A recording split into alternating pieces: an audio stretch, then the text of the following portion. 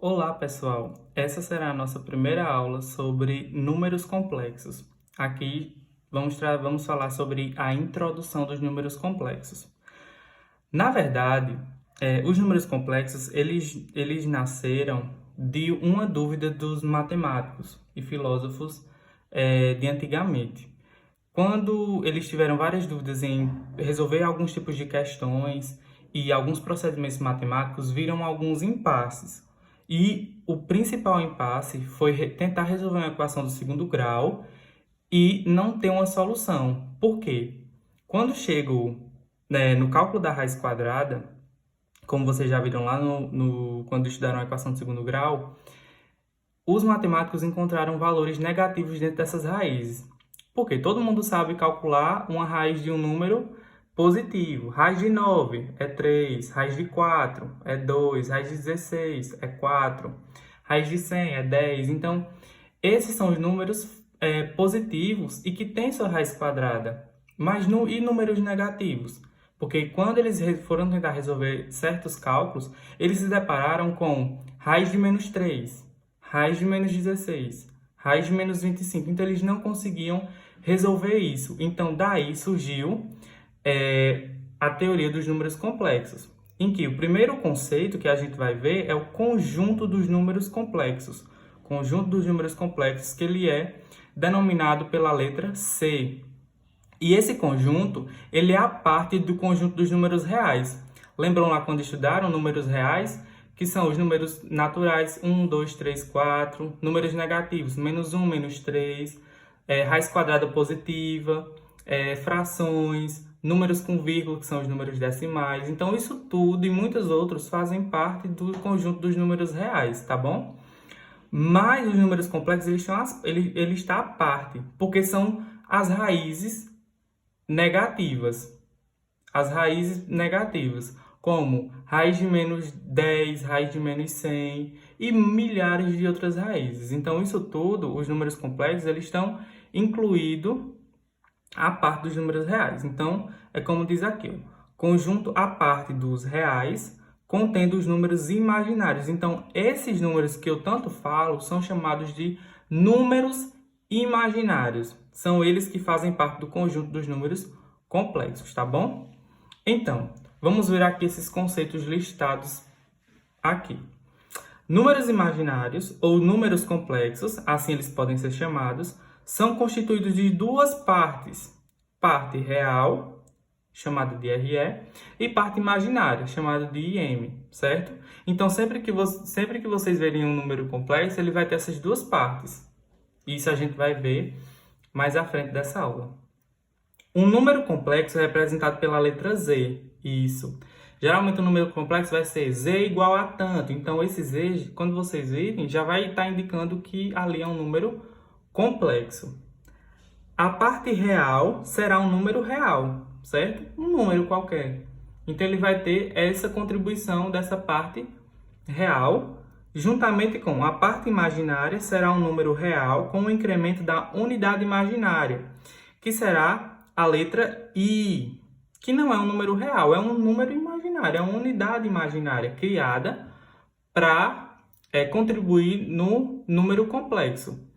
E essa unidade imaginária, ela traz um conceito importantíssimo, uma coisa essencial, em que diz que quando eu elevar esse número imaginário ao quadrado, eu vou ter como resultado menos 1. Percebam, eu vou ter o resultado, um valor negativo.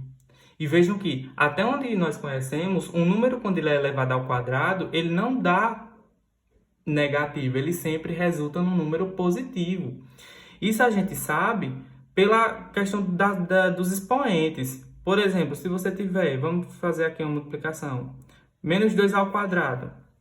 Menos 2 ao quadrado, o resultado é quanto? Olha, quando o expoente aqui é 2, indica que eu vou repetir o menos 2 duas vezes. Então, menos 2 vezes menos 2, certo? Aí, agora vamos fazer essa multiplicação. 2 vezes 2 dá 4. Menos com menos dá mais. Olha, quando eu peguei o número negativo, menos 2, e elevei ao quadrado, o resultado deu 4 positivo, não dá negativo. Isso acontece com todos os números que são elevados ao quadrado. Sejam eles positivos ou negativos, sempre o meu resultado vai ser positivo.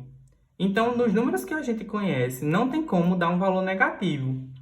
Mas para a unidade imaginária, tem. Então, quando ele elevou o i ao quadrado, o resultado é menos 1. Esse i, ele não é um número, como eu falei a vocês. Então, não fiquei tentando pensar e descobrir que número é esse. Ah, qual é o número que eu estou elevando aqui ao quadrado que deu menos 1? Não. Isso é uma regra que vocês vão ter que saber. Vocês vão ter que ter em mente que o i ao quadrado é menos 1. Isso aqui satisfaz muita coisa satisfaz muitos cálculos dentro da teoria dos números complexos, dentro do conjunto dos números complexos. Guardem isso em mente. I ao quadrado é igual a menos 1, que será útil ao longo de todos os cálculos dos números complexos, tá bom? Pronto. Já entendemos que o número complexo, ele não faz parte dos números reais, que ele é a parte. Já entendemos que o número complexo, ele é dividido em uma parte real e uma parte imaginária. E já vimos que na parte imaginária, eu tenho a contribuição da chamada unidade imaginária, que é tida pela letra I, tá bom? Pronto. Então, que números complexos são esses que tanto é falado aí e que você não viu ainda? Ele pode ser escrito de duas formas. Uma forma que é chamada de forma algébrica, certo? A forma algébrica. Lembra muito uma função do primeiro grau. Ó, z, que é um número complexo, é igual ao a, que ele está chamando de parte real, mais o bi, que ele está chamando de parte imaginária. Vejam só, quando a gente voltar aqui, ó, vê que a parte real é um número real. Tá vendo que ele está sozinho? Isso aqui vai ser um número. Vai ser um número. E já a parte imaginária, que é o bi, vai ser um número, que é o b, só que um número junto com o i, que é a unidade imaginária. Vamos ver algum exemplo? Aqui tem um exemplo da forma algébrica. Z, que é um número complexo, é igual a 1. Esse 1 está sozinho, não tem o i junto dele. Então, aqui seria a parte real mais o 3i. Então, esse 3i, que tá, no caso o 3 está junto do i, é o que eu chamo de parte imaginária. Do mesmo jeito aqui, ó, z igual a menos 5. Aqui, ó, eu tenho menos 5, z igual a menos 5i. O menos 5i, ó, o menos 5 está junto do i. Então, aqui é a parte imaginária. E a parte real é quanto? Que eu não estou vendo aí. Ela é 0. Se você não está vendo ela aqui, é porque aqui é mais 0. Só que o 0 não precisa escrever. Então, sempre que você só vê, se aqui só tivesse um número, por exemplo, z igual a 9. O z igual a 9, ó, z igual a 9... O 9 é o quê? Um número real. Então, aqui, eu não estou vendo a parte imaginária. Então, a parte imaginária é quanto? É 0. A parte imaginária é aquela que tem o i junto. Então, se você não está vendo ela aqui, é porque ela é 0. Aqui eu só tenho a parte real, que é o número. Tá bom? E a outra maneira de escrever, a forma cartesiana ou polar. Ela é escrita no estilo de uma coordenada cartesiana, como vocês já estudaram. Já viram lá em função, nos pontos, para montar lá os gráficos e muitos outros assuntos. Z é igual a AB. Aqui são as coordenadas, tá bom? Então, o primeiro valor sempre vai representar a parte real e o segundo valor sempre vai representar a parte imaginária, tá bom? E o Z, como eu já falei para vocês, é um número complexo. É a nomenclatura que eu dou para indicar um número complexo. Então, vamos ver aqui alguns exemplos. Exemplo, isso aqui na forma cartesiana. Z, que é um número complexo, é igual a 0. Ó, o primeiro valor é quem? O 0 é a parte real. E o 2 é a parte imaginária, porque é o segundo valor. Do mesmo jeito aqui, ó, Z, que é um número complexo, é igual a menos 3. Menos 3 é quem? A parte real. E o 1, que é a parte imaginária. Pronto. Não tem segredo.